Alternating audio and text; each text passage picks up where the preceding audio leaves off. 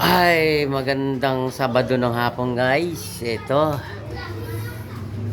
nakapaggawa na tayo ng ating hanging dressing cabinet guys.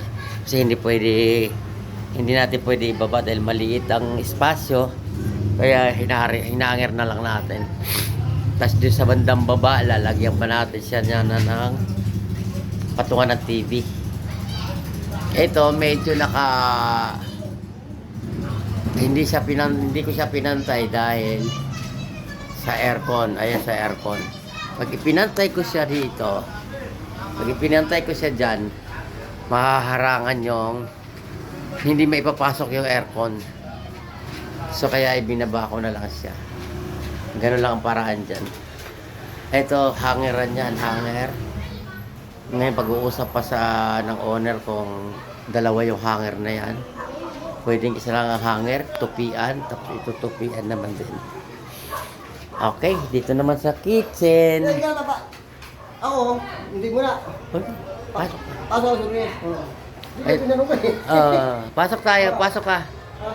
Ito naman sa ating kitchen. Ayan, takip na lang ang kulang niyan. Meron pa rin dito yan. Ito nga. Ito yan. Kinapos na lang ng oras, guys. Kaya para doon yan, karugtong.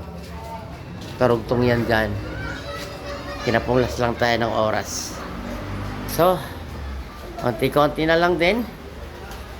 Kaya pasok na ang pintor sa Lunes.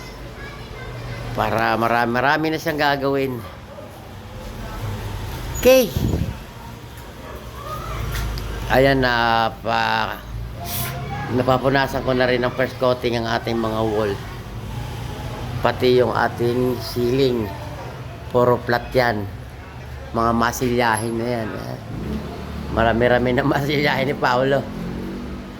Ito lang ang hindi pa na kasi gumagawa ako rito.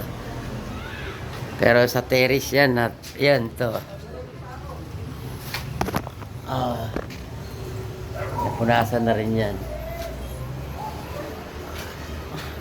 Hanggang dito napunasan na rin yan. Ayan guys, hanggang dito sa isang kwarto. Pati dito.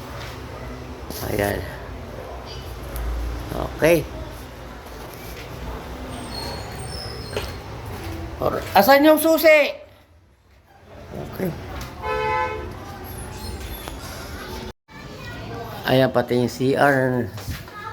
Yung kisame na punasan na rin ng flat.